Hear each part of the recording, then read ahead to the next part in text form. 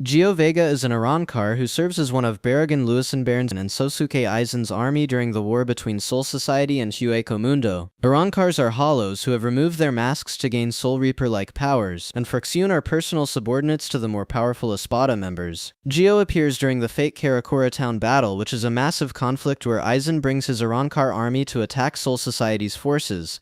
Ggio's role in the battle is to fight Soifan, the captain of the 2nd Division and commander of the stealth force. Ggio is confident and aggressive, utilizing his Resurrection form called Tigre Estok, which transforms him into a tiger-like creature with enhanced speed and combat abilities. During their fight, Ggio demonstrates considerable skill and power, managing to pressure Soifan and force her to take the battle seriously. However, the fight turns decisively when Soifan activates her Shikai, named Suzumebachi. Her special command transforms her standard katana into a small gold-and-black armored gauntlet with a stinger on her middle finger. Its special ability is the instantaneous 2-hit kill known as Nageki Keisatsu. When Soifan uses this attack against Ggio, the result is immediate and overwhelming. This attack is so powerful that it completely obliterates his body. What makes this death particularly gruesome is the totality of the destruction. Ggio isn't just killed, his entire body is disintegrated by the explosion. There's nothing left of him except for scattered particles and debris. Aaroniero Aruri is the Novena Espada, ranked as the 9th strongest Arrancar in Aizen's army. What makes Aaroniero unique among the Espada is his ability called Glotoneria, which allows him to absorb other hollows and Arrancars by consuming them, gaining their abilities and memories. Through this power, he has consumed and absorbed 33,650 hollows over time. Most significantly, he consumed a hollow named Metastasia, who had previously killed and partially merged with Kaien Shiba, a Soul Reaper who was the lieutenant of the 13th Division and someone deeply important to Rukia Kuchiki. By absorbing Metastasia, Aaroniero gained Kaien's appearance, memories, and abilities. He uses this stolen identity when Rukia encounters him in Las Noches during the Hueco Mundo arc. Rukia had loved Kaien as a mentor and friend, and his death had traumatized her. Seeing what appears to be Kaien alive creates intense emotional conflict for Rukia, which Aaroniero exploits by pretending to be the real Kaien and attacking her while she's emotionally vulnerable. The fight between Rukia and Aaroniero is as much psychological as physical. Aaroniero continues using Kaien's appearance and voice to manipulate Rukia, trying to make her unable to defend herself. However, Rukia eventually realizes this isn't truly Kaien, but an imposter using his stolen form. This realization allows her to fight back seriously. The gruesome nature of Aarioniero's death comes when Rukia destroys him. After impaling Aaroniero with her Zanpakuto, she discovers his true form hidden within the Kaien body he's been using. Aarioniero's real appearance is revealed to be a grotesque glass container holding 2 small slug-like creatures suspended in liquid. These are his actual body, and the humanoid form was just a shell he created. Rukia's attack shatters the glass container, exposing the vulnerable creatures inside to sunlight streaming through a hole she created in Las Noches' ceiling. Aaroniero's body is extremely sensitive to light, and exposure to direct sunlight causes him to begin disintegrating. He desperately tries to regenerate and protect himself, but the damage is too severe. His body melts and breaks apart under the sunlight's effect, dissolving into nothing as he screams in agony. Ulquiorra Cipher is the Cuarta Espada, the 4th-ranked Arrancar in Aizen's army, and one of the most powerful and enigmatic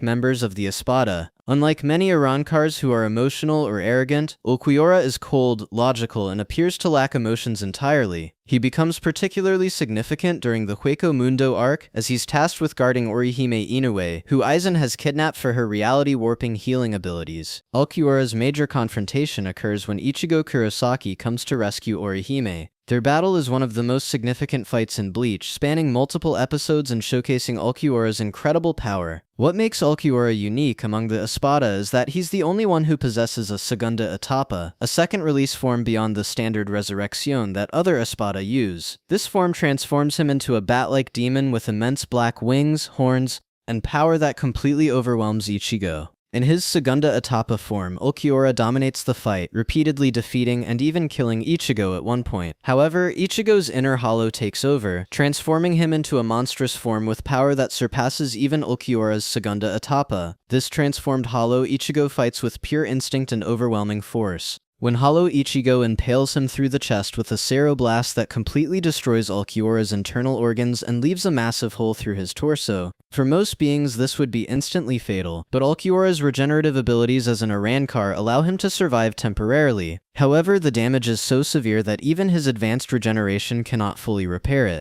What follows is a slow death, rather than an immediate one. After Ichigo returns to normal and the fight ends, Ulquiorra stands and attempts to continue fighting despite his mortal wound. His body begins breaking apart, disintegrating from the damage it sustained. His left arm completely dissolves into ash and blows away in the wind. Then his legs begin crumbling, turning to ash and scattering. Ulquiorra's death is drawn out over several minutes as his body progressively disintegrates piece by piece. He remains conscious and talking throughout this process, having conversations with Orihime, and acknowledging concepts like the heart that he claimed not to understand during his life. His body continues turning to ash, with pieces of him breaking off and dissolving into the wind.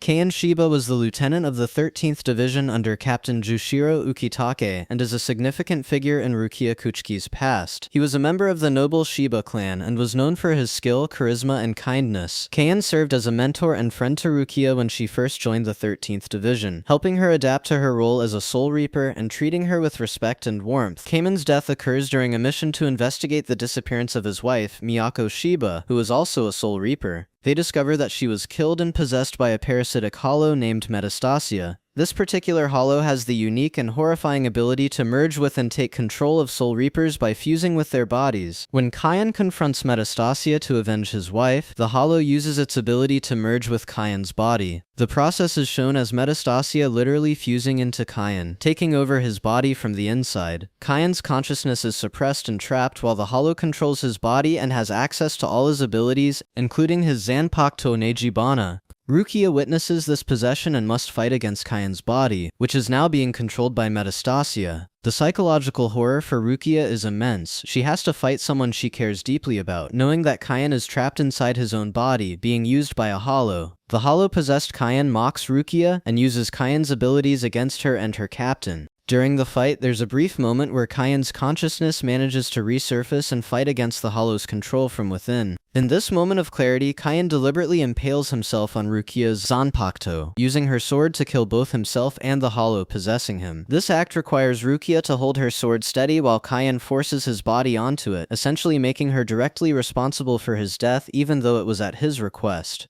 The gruesome nature of this death comes from multiple elements. First, the possession itself is disturbing, watching Metastasia merge into Kaien's body and take control while Kaien is still conscious inside. Second, the method of death involves Kaien deliberately impaling himself through the chest on Rukia's blade, with blood flowing from the wound. Third, the psychological trauma for Rukia of having to kill someone she loved, even though it was necessary and at his request, haunts her for years afterward. Giriko Kutsuzawa is a Fullbringer who serves under Kugo Ginjo in the organization known as Exution. Fullbringers are humans who possess special abilities derived from hollow powers that their mothers were exposed to before they were born. Giriko's Fullbring is called Time Tells No Lies, which manifests through his pocket watch and allows him to create time-based contracts and limitations that, once agreed upon, become absolutely binding with severe consequences for violation. Giriko appears during the Fullbringer arc, which occurs after Aizen's defeat when Ichigo has lost his Soul Reaper powers. He initially seems to be helping Ichigo regain his abilities by training him, but it's later revealed that Exution's true goal is to steal Ichigo's powers for themselves. Giriko is characterized by his formal demeanor, his obsession with time and contracts, and his confidence in his abilities. After the betrayal is revealed and Ichigo regains his Soul Reaper powers, the Soul Society sends several captains to assist in dealing with the Fullbringers. Giriko ends up confronting Kenpachi Zaraki, the captain of the 11th Division and one of the most powerful and battle-hungry fighters in Soul Society. This matchup is immediately one-sided, as Kenpachi's combat abilities far exceed anything Giriko can handle. Giriko attempts to use his Fullbring abilities against Kenpachi, activating his time-based powers and entering a combat form where his body becomes enhanced and covered in contract-based protections. He's confident that his abilities will give him an advantage or at least allow him to put up a serious fight. However, Kenpachi is completely unimpressed and uninterested in Giriko's explanations of his powers or his attempts at creating binding contracts. The gruesome nature of Giriko's death comes from its sudden brutality and the complete mismatch in power. Kenpachi doesn't engage with Giriko's abilities or play by any rules, he simply attacks with overwhelming force.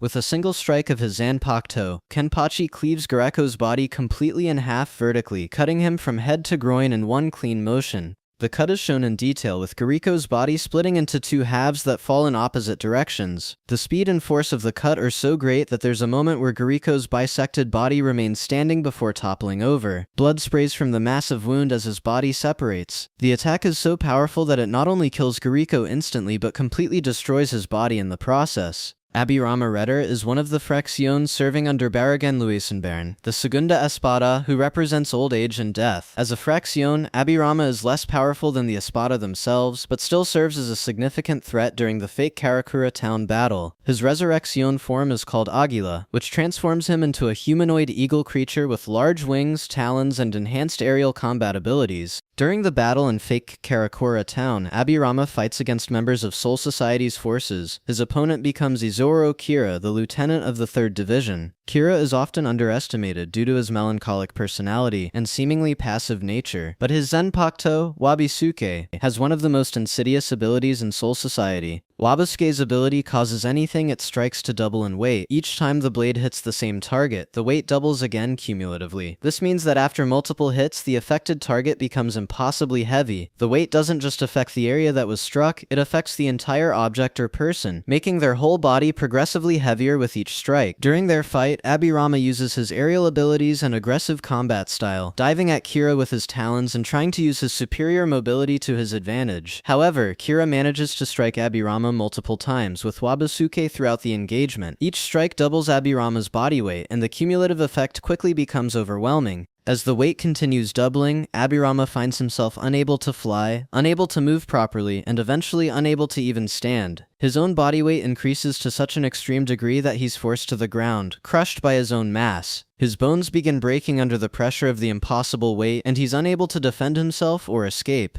When Kira delivers the final blow, with Abirama crushed to the ground under his own weight, helpless and broken, Kira uses Wabisuke's secondary ability. Once an opponent has been struck enough times and is forced to bow down from the weight, Wabisuke can decapitate them with ease, as the traditional punishment for those who have been humiliated by the blade. Kira beheads Abirama in a single clean cut, severing his head while he's pinned to the ground by his own impossibly heavy body. The execution-style nature of the death, combined with the horror of being slowly crushed by one's own body weight before the final beheading, makes this one of the more disturbing deaths in the series. Szayelaporro Grands is the Octava Espada, the 8th-ranked Arrancar in Aizen's army, but his rank doesn't fully represent his threat level. Sayel is a scientist and researcher who conducts grotesque experiments on other beings, treating combat and opponents as opportunities for study rather than genuine threats. His Resurrection, Fornicatus, transforms him into a multi-winged form and provides him with numerous abilities focused on analyzing, controlling, and destroying opponents. Sawo's major battle occurs in Las Noches during the Hueco Mundo arc when he fights against Renji Aburai and Uryu Ishida. The fight showcases Sawo's various abilities, including his capacity to create clones of himself, his Gabriel technique that allows him to birth himself from another person's body, and his ability to create voodoo dolls of. Despite his various powers, the fight turns against Seiya when Mayuri Kurotsuchi, the captain of the 12th Division and Soul Society's own mad scientist, intervenes. Mayuri and Seiya share similar roles as researchers who experiment on others, but Mayuri proves to be far more dangerous and prepared.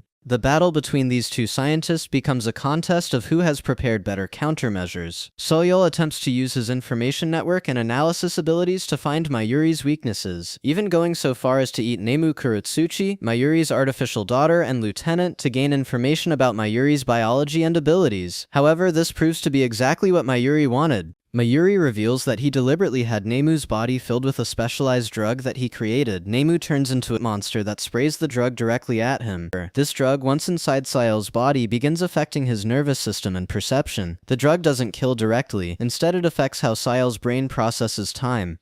It causes Sayel's consciousness and perception to accelerate to an extreme degree while his body remains at normal speed. From Sayel's perspective, 1 second of real time becomes stretched into what feels like centuries. His mind processes information at such an accelerated rate that even the smallest fraction of a second feels like an eternity passing. This means that when Mayuri stabs him through the chest with his Zanpakuto, Sayel experiences the blade piercing his body in horrific slow motion. What should be a death that occurs in seconds instead feels to Sayel like it takes hundreds of years. He feels every millimeter of the blade entering his body, every nerve being severed, every organ being pierced, and every moment of his death stretched out to last subjective centuries. Sayel's consciousness remains active throughout this process. He's aware of what's happening, understands that he's dying, but from his perspective, the death takes so impossibly long that he experiences psychological torture beyond what any physical pain could cause. He tries to scream, but even producing a scream takes what feels like years. He tries to move, but his body barely shifts over subjective centuries of effort.